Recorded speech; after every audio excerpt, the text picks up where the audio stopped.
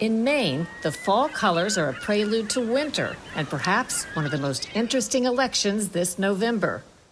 Would you say you were elected to office because you're a Somali woman, in spite of the fact that you're a Somali woman, or for completely different reasons? We condemn. We meet Deqa Dhalac. She's already made history. Now her unusual journey, challenges, and why she's a political riser in Maine. Inside this Boston skyscraper, a high-tech, around-the-clock struggle against agents of a New Age war. This week, we examine two of America's primary foes in cyber warfare, their techniques, and what should be a worrisome goal. What's their end game? This will sound dramatic. Their end game is to rule the world.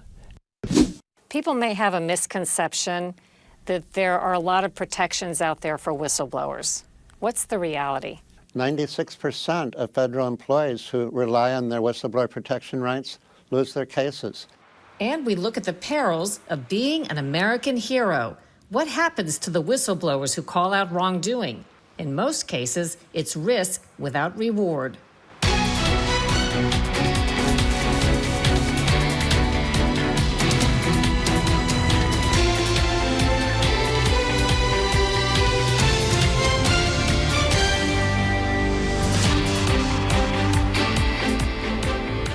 Welcome to Full Measure. I'm Sharyl Attkisson. When the election comes in less than 2 weeks, there's an interesting candidate to watch in Maine, Deqa Dhalac.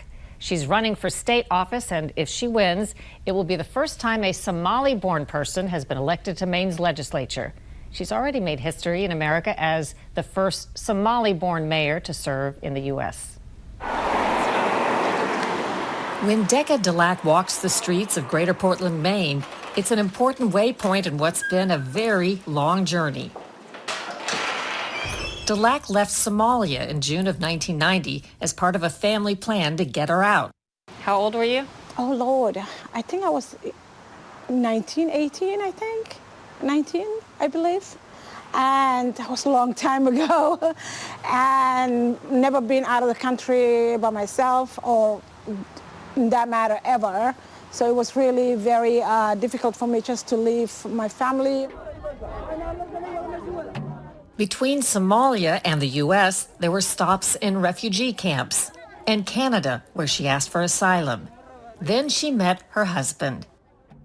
So my husband came to the United States 20 years prior to the Civil War. So he has been in Atlanta for a very long time. So I was living in Canada when we met and then married, and he petitioned for me to come to the United States. So that's how I ended up being into the United States. And how did you end up deciding to come to Maine from Atlanta? Yeah, that's a great story. So before we go there, it might help to understand the Somalia that Dhalac fled in 1990. The African nation was collapsing into civil war. The U.S. stepped in to provide food aid, then expanded into a mission to establish democracy. In 1993, the infamous Battle of Mogadishu.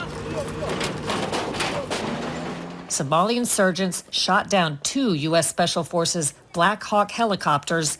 18 American soldiers were killed, some of their bodies dragged through the streets.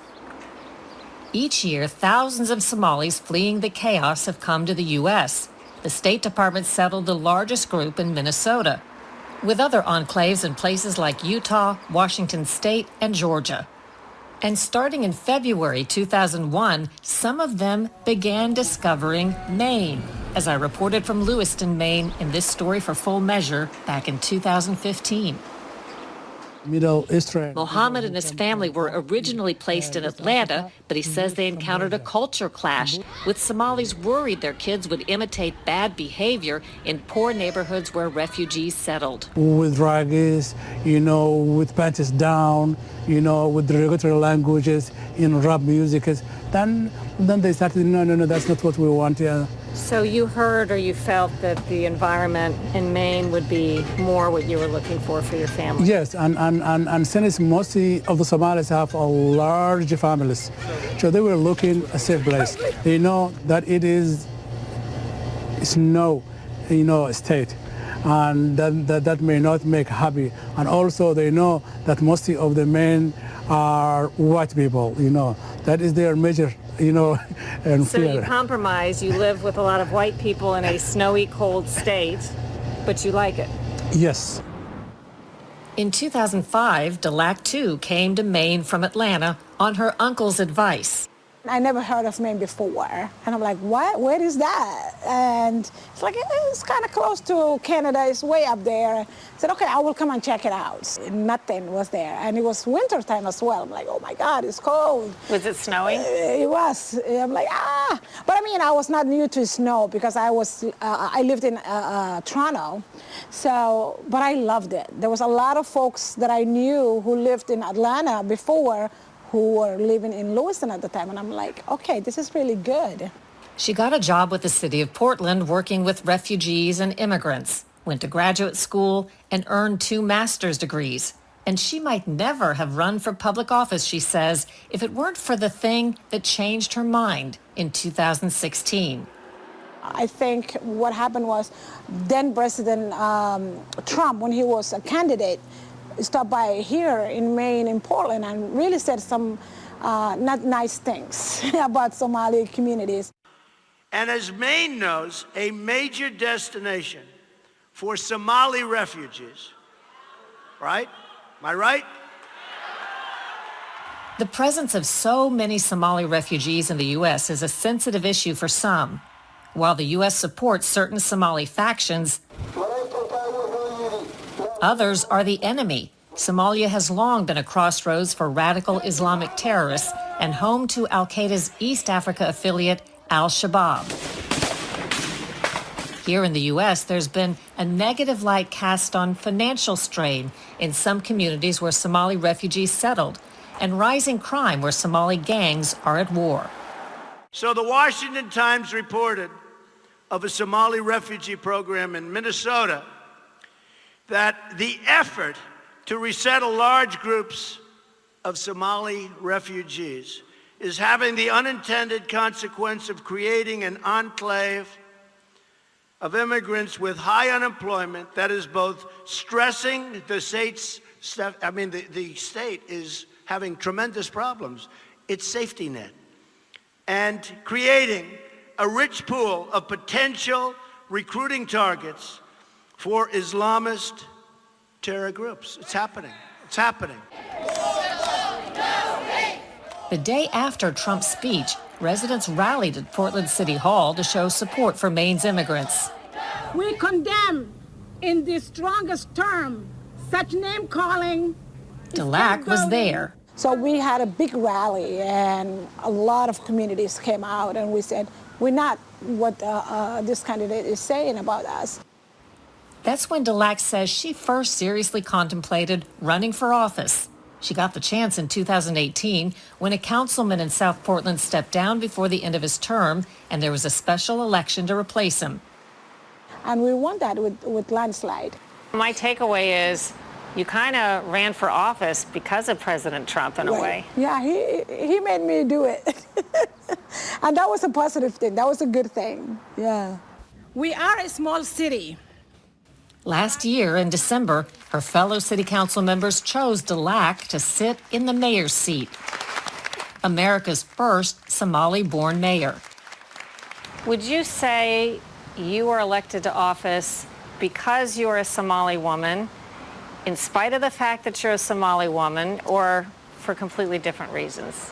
I think completely different reasons. Relationship building, my ability of knowing politics, a lot of, hard work throughout the years, a lot of sitting in different boards.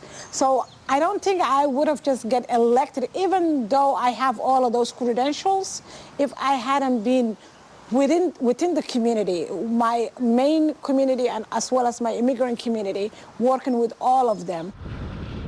Today, Dhalac lists her community's top challenges as struggling businesses, a big homeless problem, and a continuing flow of foreign refugees and asylum seekers. Can you explain what's going on with the ongoing situation of asylum seekers and immigrants? Is this still a major draw or a major destination? It is, in a way, and right now we are so full of folks who are asylum seekers in many, many hotels. So there's just not enough resources now to handle everybody who's tried to come here. No, but we are trying. Everybody's trying. Ned, Very nice. so you're the owner, Ned? I'm not. I'm one of the managers. As she continues to pave her own way, not following in anyone else's footsteps, she's never far from her own refugee roots. I mean, what does it make you think about as someone who once yourself was sort of on the run trying to find a new place? Right. And you see these people for different reasons from different places, but likewise making that journey. It is difficult. It's not easy, and a lot of people say that, why can't they just stay where they are? Why can't they just go back? It's not just they decide to leave one day and just show up here. No, it's not. Even their children do not know sometimes that they are traveling 6, 7 different countries to get to the southern border of the United States and then travel all the way from there to Maine. And it is a hard decision a family will make in order for them to come to a place that is safe.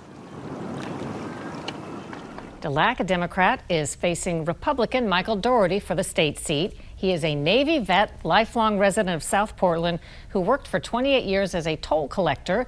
He says property taxes are outrageous and he's for cutting spending, taxes, and red tape. Dougherty says he respects Dhalac and has nothing negative to say about her. Ahead on Full Measure, the cost of foreign cyber attacks on U.S. businesses.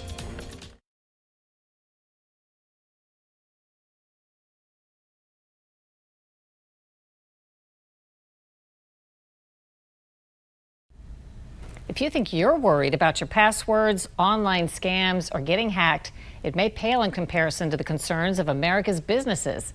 By one estimate, malicious cyber activity costs the world a staggering $940 billion annually.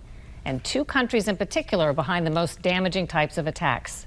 Scott Thuman goes online and inside the world of tech defense. Inside this Boston skyscraper, a high-tech battle is underway. Lior Dev is trying to stop the next cyber attack, and the financial stakes are huge. How much is that costing us? It's in the billions. We're talking about multi-billions every year, that the number's becoming bigger and bigger. Dev is an expert at this. Once part of Israel's famed cyber unit, he is now CEO of the security firm Cyber Reason. So it's become everybody's problem right now. And this is something that shifted dramatically because 10 years ago when I spoke with people, they said, look, I don't have money, I'm just a small company, who is going to hack me? If you think about it today, everybody can be hacked by a ransomware and can ask for money. Georgia-based Colonial Pipeline says it was hit by ransomware. The headline-grabbing example last year when hackers hit the Colonial Pipeline demanding money, resulting in the shutdown of nearly half the gasoline and jet fuel supply to the East Coast. That ransom attack came from a group in Russia. Another adversary, China, prefers to go after American secrets. If it's something that they need to manufacture, if it is something that they believe that they need to have inside the country, they're going to go after it. In one notable example, China reportedly stole plans for the advanced U.S. F-35 fighter jet, later unveiling its own plane, the J-31, that looks remarkably similar. James Lewis of the Center for International and Strategic Studies has worked cybersecurity for the U.S. government and the United Nations.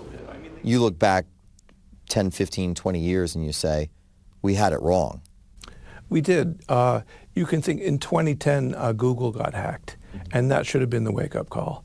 That here's one of the biggest IT companies in the world, and they couldn't protect themselves from the Chinese.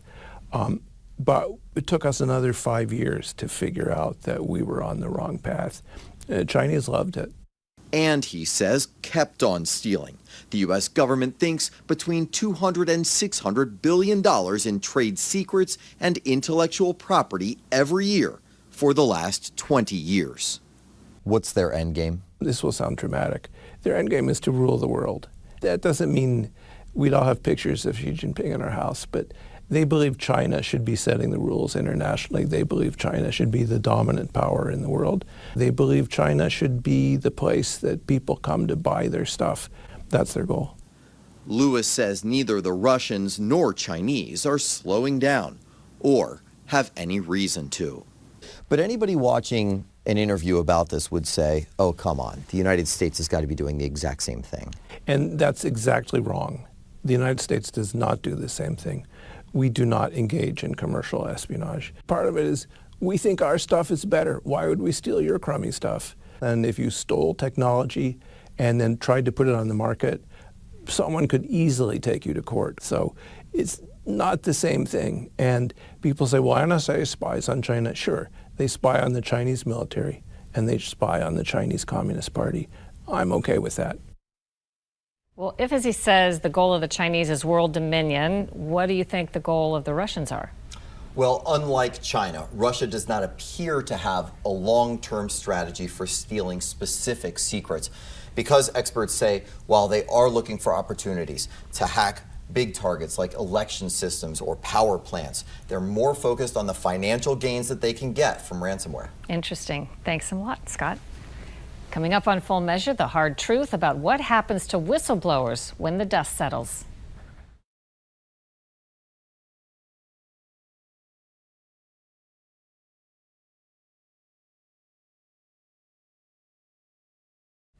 Last week, we brought you the interview with FBI whistleblower Stephen Friend. He claims things are so broken at high levels inside the nation's premier law enforcement agency that he had to blow the whistle. It stalled and may have effectively ended his career at the FBI. Whistleblowers and their efforts to expose wrongdoing in industry or the government, expose waste and fraud, help change the world in countless ways. But behind the headlines, the fate of the whistleblower is too often doomed. Now there are new efforts in Congress to help.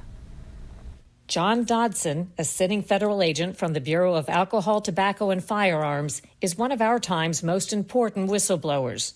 He went public in a report with me for CBS News in 2011, blowing the whistle on the Obama administration's secret strategy to allow thousands of U.S. weapons to be sold to Mexican drug cartels, which the government denied. One of the operations was called Fast and Furious. This is an excerpt from my 2011 report. An alcohol, tobacco, and firearms senior agent assigned to this Phoenix office since 2010, Dodson's job is to stop gun trafficking across the border. Instead, he says he was ordered to sit by and watch it happen. Now he's risking his job to go public. I'm boots on the ground here in Phoenix and telling you we've been doing it every day since I've been here. Here I am. Tell me I didn't do the things that I did. Tell me you didn't order me to do the things that I did. Tell me it didn't happen. Now you have a name on it, you have a face to put with it.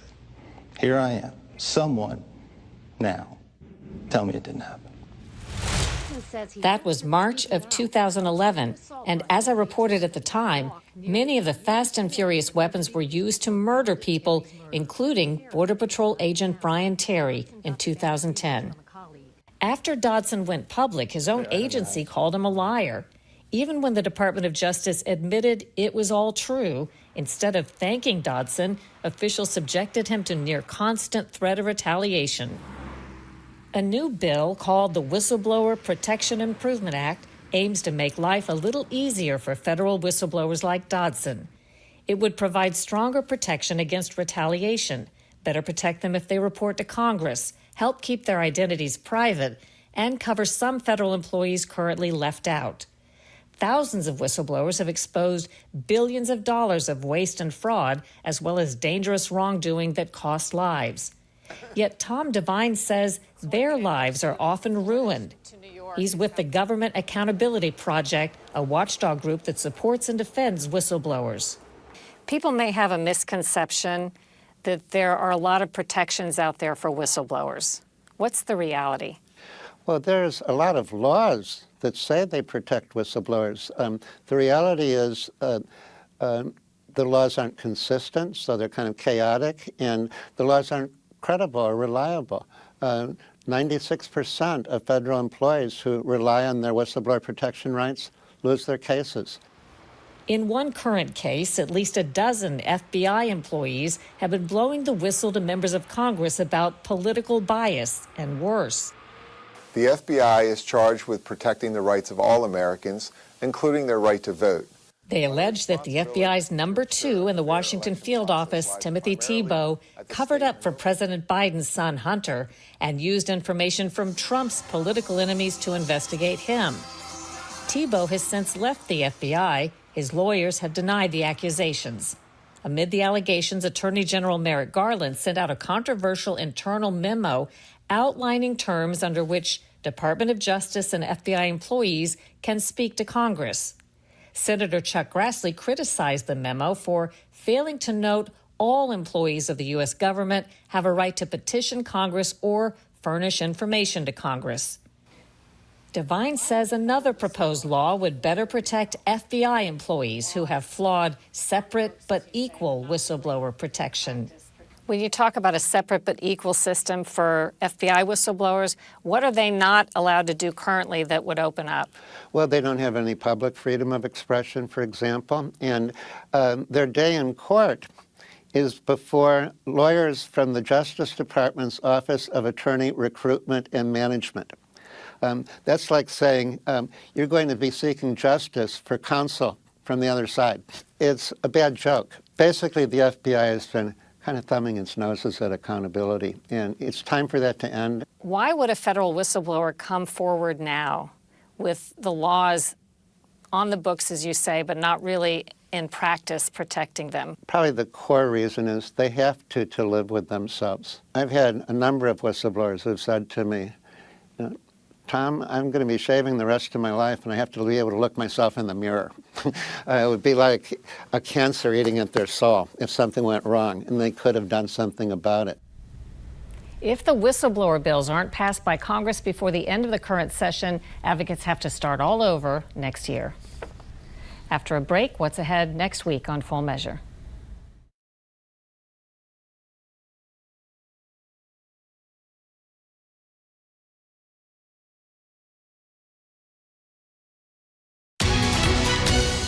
Coming up next week on Full Measure, after the COVID shutdowns and all the government misinformation and censorship, public health officials are suffering from a severe case of credibility crisis. It just reeks of scientific incompetence or the manipulation of science in order to get their desired policy ends. Hard look at the unprecedented lack of faith in our most famous health institution next week on Full Measure. A reminder, there are several ways you can watch Full Measure from home or on the go. Download our Stir app on your phone or on your Roku, Apple TV, and Fire. Until next time, we'll be searching for more stories that hold powers accountable. Thanks for watching. I'm Sharyl Attkisson.